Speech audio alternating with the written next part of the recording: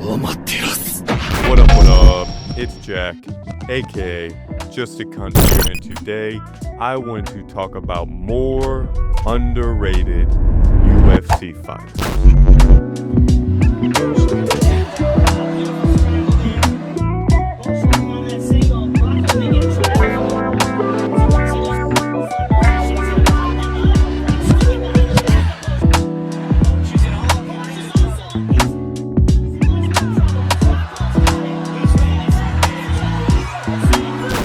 In addition to this, I'll also be commenting on the card that happened recently briefly, Johnny Walker's Zhang Min Yang, and it was okay. It was fucking like 8 in the morning, and I was exhausted from staying up literally since like 2 p.m. the day before. I was literally when Zhang Min Yang literally dropped from a calf kick, I literally just stood there like with my mouth slightly parted, gracefully trying to comprehend what these pixels were trying to tell me as Johnny Walker got the TKO, and I literally just turned off my phone and fell asleep. But good job to Johnny Walker.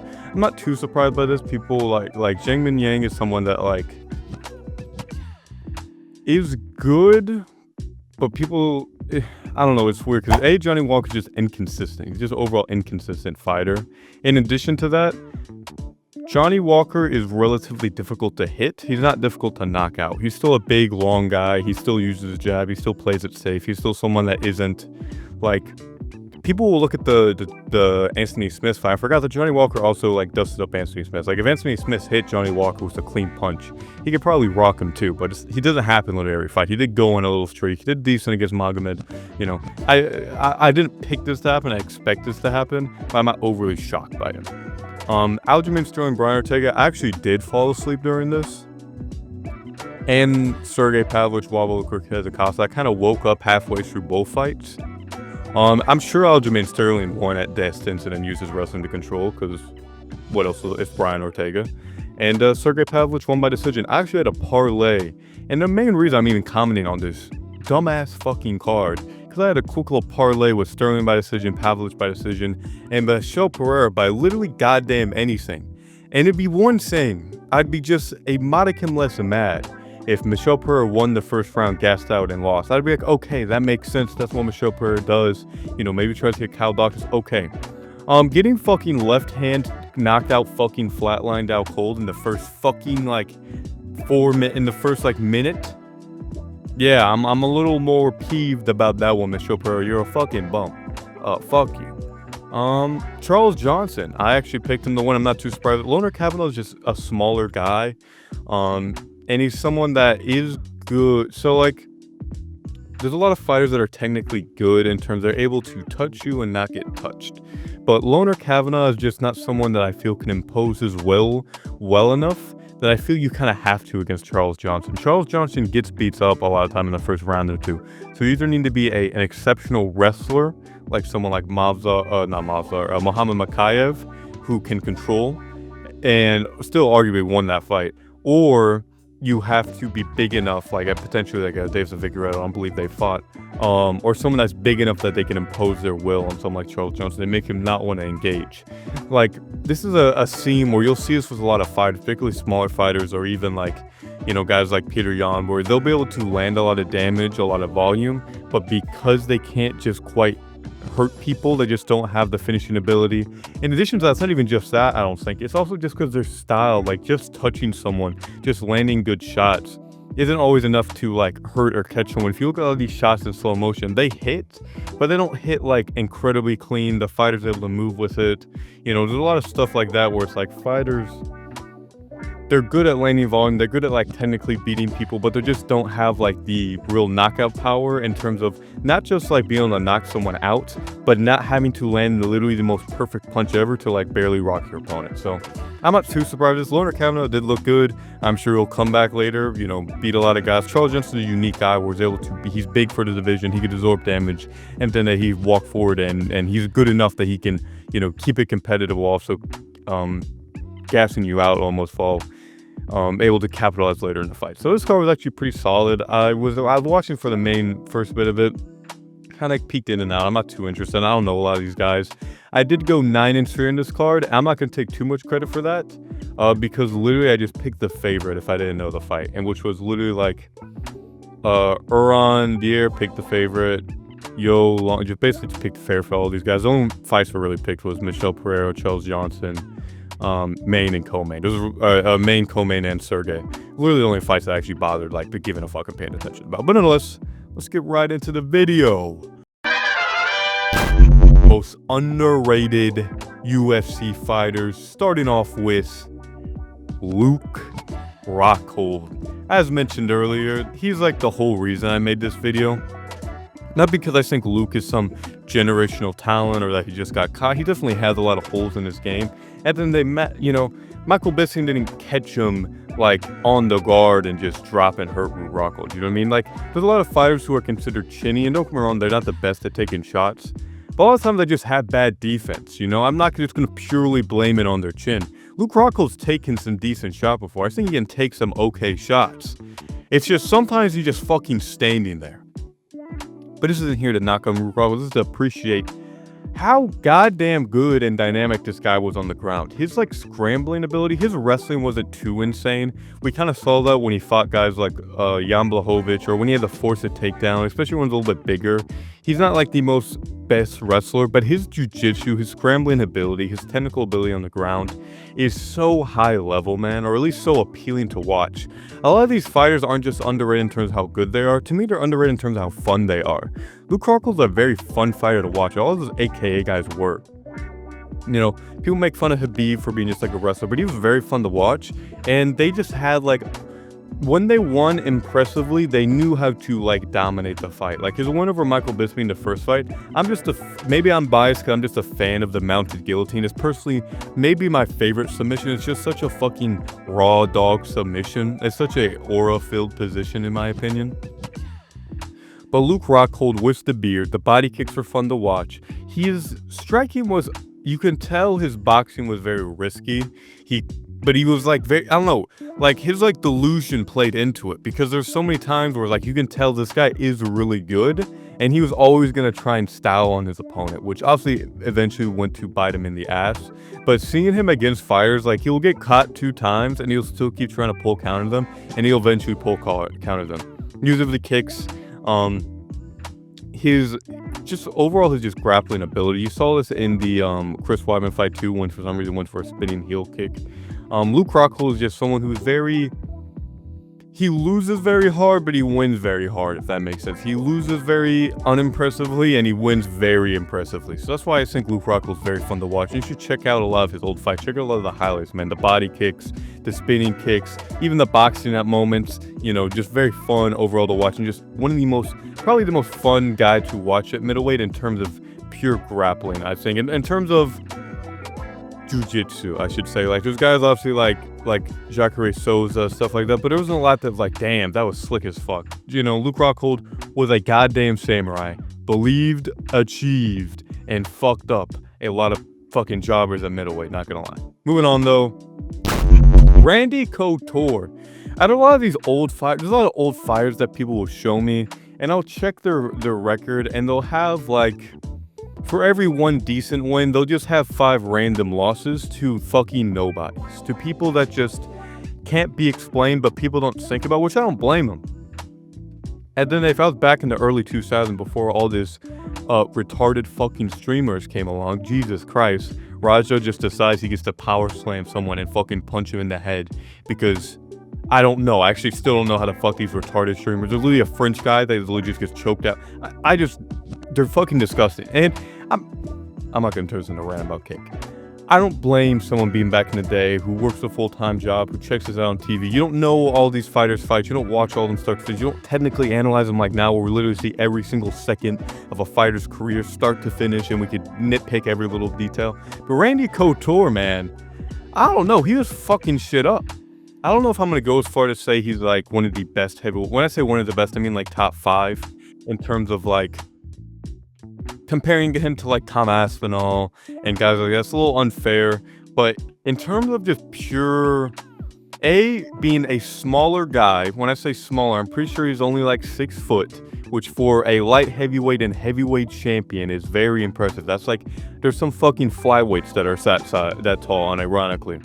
But like looking at his fight, beating, almost having every single one of his fights have a championship belt attached to it is absurd. The amount of title fights this man has he's literally 11 years worth of straight title fights. Did he win them all? No, but he still has a win over Vitor Belfort, still has a win over Chuck Liddell, still has wins over Tito Ortiz, still has wins over Kevin Randall, man, over fucking, random guys, sure, like Mark Smith or Marquez Smith, whatever his name was. But nonetheless, like, going in there consistently, taking losses, and coming out with a positive record, having 1, 2, 3, 4, 5, 6, 7, 8, 9, 10, 11, 12, 13, 14, 15, 16 title fights. And going 10 and 6 in those title fights is an absurd feat. Dude, going back in the day when they gave UFC events fucking like movie headlines, like fucking supernatural, respect, doing that. That's why I don't blame a lot of these old heads for kind of getting annoyed at like guys like Ilia Topuria getting 2 title fight wins. And it's because things were a lot more wish-washy. Things were a lot more like guys would get wins off each other. We kind of saw guys fight each other almost at a more normal level. Where now everything's so hyper optimized.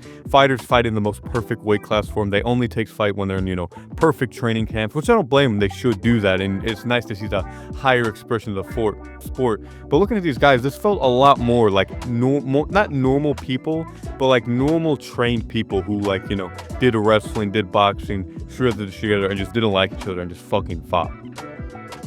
Randy Couture is one of these guys that should get respect, not just for being an older fighter who's like a legend, but get respect for actually like being that guy who showed up and beat people at light heavyweight, fought people until he was like fucking 40. Fucking Captain America, man. Holy shit. Moving on though to some actual unpopular. I try to start off with the 2 old heads, wanted to give some boys some credits. Nasruddin Imavov is sick as fuck to watch. And yeah. Main things to stay here. His boxing just very clean. I don't know. He's someone who I don't necessarily think is like an crazy high level guy. I think we saw this again. We see this kind of, there's some tells, right? He lost to Phil Hawes. He's kind of considered like a knockout guy now because he like knocked out Izzy and then rocked, Jared Cannonier. And I do think he's going to get past Kyle Baraujo. And the main reason I'm saying is not to say that Imavov is like the next champion. I actually think he's a decent chance. I feel he's a lot better chance against Dricus than he did against Hamzat, just because I think Hamzat's going to be able to camp him for 5 rounds. But I do think it's going to be more competitive than the Dricus fight, just because I think he does have better cardio pure wrestling than someone like Dricus, but a little bit worse jiu-jitsu. Potentially, we'll have to see with this Kyle fight. But Imavov's just a very swaggy guy to watch. Seeing the knees he used against that Buckley fight, seeing like the way he's like able to box at range, he does good with his lengths. Not only that, he's one of the only like tall, long fighters that I feel actually fucking like scraps. Like against Adesanya was backing up, using the range, bouncing around. And if you've ever like sparred with someone that's significantly smaller, then you kind of see how like not easy is to use distance. Obviously, these guys are professional fighters. They're fighting like fucking killers who know how to close distance. But you can like, it just feels kind of fucking gay. You know what I'm saying? You know what I'm fucking saying? Like I'll be fighting like my friend. He's like 5'8". I'm fucking like a foot. I'm like a head and shoulders taller than him, and I could just like literally back up, bounce around, and just jab and move around. He's just not gonna fucking touch me. Seeing Imavov go against Buckley, who's like 5'5", and he's like 6'3", stand right in front of him and make Buckley back up. I like when big guys impose their will, and I think Imavov has an ego and a chin on his shoulder, and I kind of like that in a fighter. Similar to Luke Rockhold, I kind of like when fighters have a chin on their. I do like when they have a fucking chin. But I like when they have a chip on their shoulder. People kind of make fun of fighters that are like cocky or like rude or arrogant or aren't like super hyper nice in the ring all the time, which I get it. It's nice, Lyoto Machida fucking, bow after. It's a nice moment. But sometimes I don't mind when a fighter puts his fucking dick on the table, stands in the center of the octagon, and just wants to bully his fucking opponent. It's fun to watch sometimes. And Mao, I do think, is one of the best middleweights. I think people are giving him credit in terms of, how he ranks now compared to before. But overall, man, I just want to give respect to Nasruddin Imavov, who I think is a very underratedly fun fighter to watch. IMO. Moving on, though. Leon Edwards. Can we stop acting like this guy didn't beat Kamaru fucking Usman in a trilogy? I know the second fight he was supposed to lose, and if Usman just holds up against the fence for that round, we wouldn't have discussion. But he still beat Usman for 5 rounds in the people just act like that fight didn't happen. So you can make comments on Usman's state at that time, how good he was. But if we're looking at that Buckley fight, I think Usman beats a lot of these guys that people act like people teams that be well, Leon beat an old Usman. Okay, but he just dominated Joaquin Buckley for 5 fucking rounds and made it look easy. That didn't happen to Leon Edwards. Leon Edwards looked very good against Bilal Muhammad. He didn't arguably win that fight. He was very close to winning that fight. And if you give him 10 significant strikes, you can make an argument he wins that fight. It was a pretty close fight. In addition to that, looking at the Sean Brady fight, that's a very difficult stylistic matchup. And I think that, not to give him credit in terms of, getting dominated by Sean Brady, but I think people don't want to admit this, but y'all are acting that it isn't going to happen to Shavkat Rakhmonov. That Shavkat isn't going to get fucking... Maybe might do better on the feet just because he's a little bit more finishing ability. But let's not act like Sean Brady doesn't do that to everyone not named Bilal Muhammad or maybe Kamaru Usman. People I don't know. People just I think Bilal Muhammad's also a good candidate here. He's someone that does get disrespected a lot. And particularly in his takedown defense, he's a very good defensive grappler. No one's able to really offensive grapple. People should give him more credit for that. I think Sean Brady does that to a surprising amount of people, potentially including Kamaru Usman. Leon Edwards literally took Usman down. Even in that second fight, he took Usman down, took his mount, and controlled him for a round. That's very fucking impressive. Beat Colby Covington. People have this narrative that Colby hypothetically was the beat him with a different version of Colby. How many times do we see Colby lose unimpressively when he's not able to impose his will and someone has decent takedown defense and has some sort of offensive threat? That we realize that Colby just has a good style against Usman. He just has a decent style against Usman. He's a good stylistic matchup for someone like Usman. He's someone that has a good cardio. He has good enough wrestling to keep up with Usman. As we've seen with Usman, if someone has enough wrestling to stall it, he's not nearly as imposing. He's better as a can crusher than someone who's really able to offensively wrestle like a Hamzat or one of these guys. He's more comfortable staying on the feet. And Colby, I'm not here just to disrespect Colby, but I just don't want people just act like that win just doesn't count, period, because Leon Edwards beat him very boringly. If Leon beat him in an exciting fashion where he got rocked all the time, where he got hurt, but he hurt Colby back and did that, people would give it way more credit than him just technically beat him for 5 rounds. Colby's just not the greatest fighter. I think he's just become a bit overrated. I think Leon Edwards is one of the greatest welterweights of all time. Seeing how his legacy will age is interesting, but I still think having wins over Kamaru Usman twice, having wins over, Colby Covington, having wins over having such a long undefeated win streak. He got caught by Nate Diaz, sure, but the way he beat Nate Diaz, he was still dominating up to that. It's clear he wasn't the better fighter. He caught him at the end, he got cocky. Bad from Leon Edwards, mentality-wise, and then always the best, not the highest fight IQ fighter in terms of moments like that. But he still would look very impressive and technically the better fighter over many of these guys. So I don't want Leon Edwards just to be thrown on the weight side because he lost to Bilal and it's headshot dead and it's just clipping his slammed on his fucking head.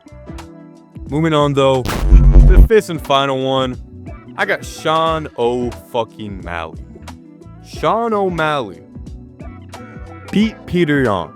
People love to do this. This is why I hate guys like Kenny Cole. Don't hate guys. Let me rephrase. This is why I hate this argument that guys like Kenny Okoye, Luke Tracy, they love to fight over who won the fight, because what they want to do is they want to say this fighter won, so they're a better fighter, and they want to just leave it at that. It doesn't matter whether you think Peter Yan or Sean O'Malley won. Look at the performance. It was an even fight. This guy had an even fight with Peter Yan. That's what you should look at that fight and say to yourself, damn, he had an even fight with Peter Yan. Damn, that's fucking impressive. He stood toe-to-toe with Peter Yan and fucking kickboxed him for 3 rounds and arguably won and lost because of grappling potentially. He literally head kicked Petr Yan, kneed him in the head, cut him open, did way more damage to Petr Yan, took big shots, and people just like to throw this all the way because like, Petr Yan won, or it's like, Sean O'Malley won, it doesn't matter, it doesn't fucking, like, people need to stop looking at these fights as just win or losses and actually look at the performances. This is why Kenny Okoye gets wrong against, like, him fight, like, why Usman is worse than GSP. Usman was getting rocked by guys like Colby Covington, even if he won the fight, or if you look at the Whitaker fight, like, Adesanya was losing rounds to someone like Whitaker, having a huge size and frame advantage over him. And seeing guys have proceeded to beat Whitaker, it's like it's okay to point holes at these things for going to razor close decisions with these type of fights. But at the same time, people will give credit to Whitaker for that, but they won't give any credit for Sean O'Malley for doing that. And you know what else? He knocked out Aljamain Sterling with a perfect pull counter in 2 fucking rounds. It's not also, and people like act like it's a fluke. They do the same thing with Ben Askren and Masvidal. He defended the takedowns from Sterling. Sterling couldn't just take him down and backpack camp him. Holy shit. And Aljamain Sterling, who was going up to featherweight, fighting way bigger guys than guys like O'Malley, guys like Ortega, and dominating them on the ground. Look at the Calvin Kattar fight. He picked him up and slammed him on his head. He tried taking O'Malley down and just didn't do it. O'Malley lost to Merab, the greatest bantamweight of all time. And obviously his stock dropped after that second fight where he performed, just not good. But in that first fight, he fought good against someone like Merab, who has dominated other fighters before. I'm not here to say Sean O'Malley's the best bantamweight or he's going to get the belt back or that he's even like the second best. I think guys like Umar can beat him. I think there's certain guys that make it interesting. But I think Sean O'Malley, if he sticks to his career, if he doesn't just like fall off or does the McGregor thing where he's not the GOAT, so he's just going to fade off into irrelevancy. If Sean O'Malley actually fights a lot of contenders, I think he can beat guys like Song Yadong. I think he can beat guys like Corey Sandhagen. I think he can beat Petr Yan in a rematch. I think he can beat a lot of these guys. I think Sean O'Malley can make his resume look impressive and, show that he is one of the top 5 best bantamweights right now, one of the best bantamweights of all time. We have to wait for that, but I still think having wins over Petr Yan in his prime and a prime Aljamain Sterling by knockout are still impressive, but very impressive achievement. And people need to give respect saying that Sean O'Malley sucks, even though he beats a lot of guys, but then will also suck off Corey Sandhagen for going to a decision against Rob Font and barely beating him, losing on the feet a lot of that. And, getting like Corey Sandhagen gets glazed way more. People just don't like Sean O'Malley, which is fine. You don't have to like him. I think he's kind of cringe a lot of times. I think a lot of shit outside the octagon is cringe. But his fighting style is incredibly fun to watch, and he's still an amazing fighter and still deserves a lot of respect, even though he lost to, Corey Sandhagen or Merab twice. Nonetheless, though, I hope you guys enjoyed this. Hope you guys had fun. Hope you guys enjoyed the video. Yeah, have a good one.